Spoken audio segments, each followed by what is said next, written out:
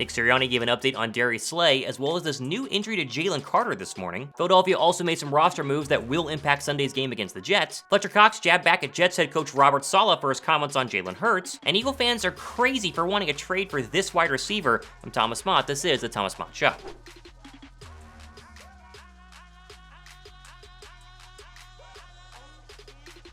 First off, quick shout out to the Phillies last night. Big thumbs up for them beating the Braves. They're headed to the NLCS. And Fletcher Cox and Jordan Davis, look, they were in attendance and there for the big win for the Phillies. Cox was actually in the clubhouse as well afterwards celebrating. Don't you just love whenever Sixer, Eagle, Flyer, Phillies players are all kind of congratulating each other, celebrating each other during big wins? Now, my hope is that the Phillies are about to avenge their World Series loss last year, and the Eagles, just a couple of months later, will avenge their Super Bowl loss last year, creating what would be the ultimate year in Philadelphia. Multiple parades down Broad Street. Thumbs up if you would go to either one of those or thinking it might actually happen. Now, the Eagles did make some roster moves yesterday. Nothing crazy. They went ahead and activated Braden Mann to the roster, the punter they signed a couple of weeks ago. He basically had no more activations left, so signing him was the only real choice. He takes Cam Jurgens' spot as he goes to IR on the active 53. And they also signed former Penn State linebacker Brandon Smith, who, let's just be honest, is a practice squad linebacker, but if you want the cliff notes, he was a 5-star recruit, 6'3", 240 pounds. He ran a 4.52 at the NFL Combine and was a 4th-round draft pick by the Panthers last year. Now, that all sounds great, but if you're a 4th-round draft pick last year, there obviously were some issues or some concerns there, and so while people will tell you, oh, big linebacker signing,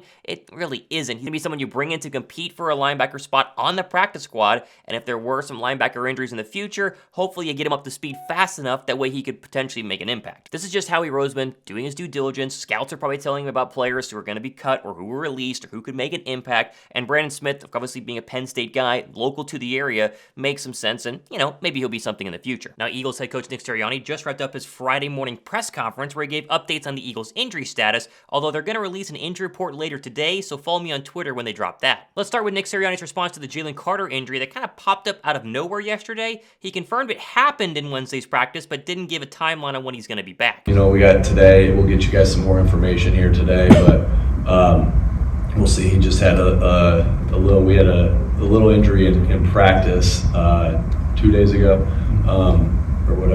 Wednesday, which y'all saw in the injury report. So we'll see where he is and what his status is going to be. We obviously don't have to make a decision quite yet. Still want to wait and see how he's feeling as we continue on the rest of the day.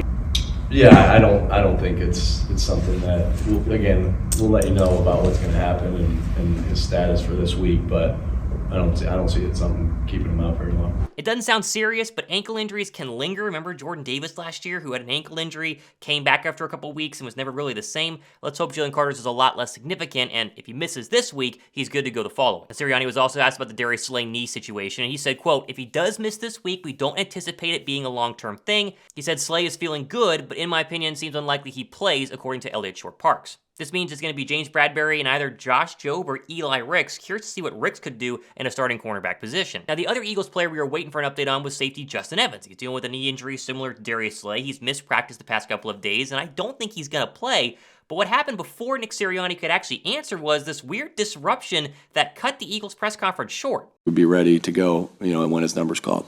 All right, folks, we got to go. We got to go. Again, this was about 5 minutes into the Eagles press conference, which normally goes to about 10-15 minutes long. It was really strange, and Nick Sirianni looked surprised. It was a very bizarre thing happening. I saw no updates 10, 20, 30 minutes after the press conference saying that something was going to happen or something did happen, but Eagle beat writers were all saying it was really weird to watch. With all that being said, we didn't get an update on Justin Evans. My guess is he won't play, and that means the Eagles are going to have to figure out who will be the starting safety, whether it's Sidney Brown, whether it's Earl Edmonds, or whether it's a mixture of the two. Whoever is starting at safety better start practicing their quote-unquote kissing, as Fletcher Cox fired back at Robert Saleh's quote about the whole hunting Jalen Hurts, wanting 11 players to kiss him whenever he does a brotherly shove. Listen to this. Brees Saleh in particular, he's pretty explosive back. What's the key? Making sure that he stays contained. You got to go kiss him 11 times. Put 11 helmets on him. Now, I love this from Fletcher Cox. It shows that the team is listening, and the team heard the interesting comments made by Robert Saleh. I don't think he was calling for a full-out headhunting of Jalen Hurts, but as we talked about yesterday, he has a history, and right now it leads the league in quarterback unsportsmanlike penalties. And so it's good to hear that Philadelphia is going to have Jalen Hurts back as we expected them to, but I don't expect any sort of big drama in terms of quarterback hits or kissing opposing players on Sunday. Now, with Cox being back up in the lineup, maybe he's going to be the one to claim the Eagles' newest defensive line weekly trophy award, and that's Thor's Axe Stormbreaker from the Avengers. I'm not even kidding. Just like last year, when the Eagles would give Thanos' Infinity Gauntlet to the defensive player who had the highest grade or the most sacks or did the best one-on-one performances each and every week, if you walk through the Eagles locker room today, you'd see Stormbreaker sitting in Hassan Reddick's locker due to his 2-sack performance against the Rams. Now, we've seen turnover chains or turnover thrones or turnover chainsaws, all sorts of weird stuff in college football, but it's nice to see Philadelphia has some sort of fun little internal reward for the best defensive player, best defensive line player each and every week. My guess is Jalen Carter probably has a little section already carved out of his locker room where Stormbreaker has basically resided almost the entire season. He's been one of the best defensive linemen, if not the best defensive lineman week after week. I get Reddick getting it this past week, but Carter has been incredible. I guess this Stormbreaker lives there more often than not. Speaking of offensive and defensive lines, please do not show Jordan Mailata this clip of the Jets defensive coordinator basically comparing the Eagles' brotherly shove to a rugby scrum. Science behind it is not just purely snap the ball, everybody get low and push. It really feels like they had like a rugby coach come in there and teach them how to scrum, because they are in perfect unison. The way they fire off, the pad level is all at the same level, the timing of it, the way that they fudge the alignment and they fudge their stances at times to do it. So it's a tough play. We got a plan for it. We do. And I'm excited to see if we can stop it. Here we go again. Another defensive coordinator saying, we have a plan for it. We're going to stop it. Don't worry. We have the right personnel. Here's to Philadelphia running this push or brotherly shove 4+ times, converting every single one, and adding another defensive coordinator to the list of people who figured out the Eagles tush push the week of and then didn't actually figure it out during the game.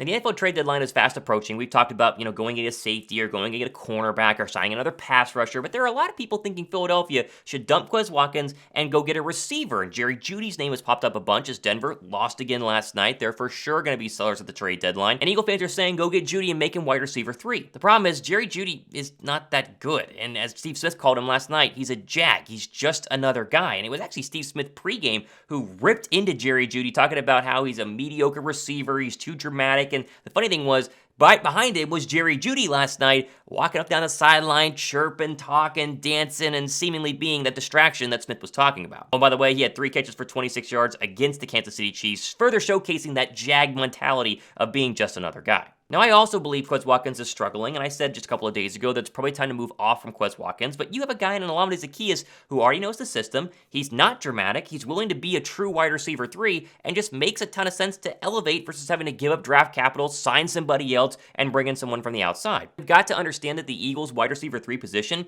is not a high-volume, big-time, explosive slot. You're going to get maybe 20 to 30, at most 40 catches in a season, you're going to block a whole lot, and you're going to be third fiddle, maybe even fourth fiddle to Dallas Goedert, A.J. Brown, and Devontae Smith. So you need somebody who's humble and who understands that role versus somebody who's a number 1 or a number 2 in Denver right now, can't even get targets there or even make a lot of catches there. Can he just be more dramatic in Philadelphia? I'm out on Jerry Jeudy. I would be shocked if Howie Roseman made a move like this. What do you guys think? Where are you at on Jeudy? Where are you at on the number 3 wide receiver spot? And do you want to trade for somebody? I'll read the comments. Let me see where you guys are thinking. We talked very little about the Jets this week, other than the fact they had a major injury just a couple of days ago, losing one of their offensive linemen. But I'm curious where Eagle fans are at in terms of this game. Now, it seems like it should be an easy win. You're playing a bad team. Zach Wilson is Zach Wilson, and the odds of him, balling out for 31 points against your defense is very, very slim. I still respect the Jets' defense. I think they could cause some trouble for Philadelphia offensively. I'm really, really excited to see what Brian Johnson has schemed up to go ahead and make sure this offense doesn't skip a beat. I'm also fascinated to see the Eagles' number 1 rush defense against Breece Hall, who I consider one of the great young running backs in the league right now. He was fantastic a week ago, albeit against Denver, but has a really, really good chance to showcase his ability again against the Eagles' front 4. I think it'll be a little bit lower scoring because I do respect the Jets defense, but I don't think it's going to be one of these situations where it's close in the fourth quarter, where it's coming down to the wire. Give me Philadelphia 23-13. Let me know what you guys think in the comment section. We have plenty more stuff happening in the next couple of days and weeks here as we approach 21,000 subscribers. Get ready for our watch party Sunday afternoon. Hopefully I can sit for that one for Jets and Eagles. Alongside Josh Davis, we'll be ready to go on that one. I'm Thomas Mott. On a Friday, this has been The Thomas Mott Show.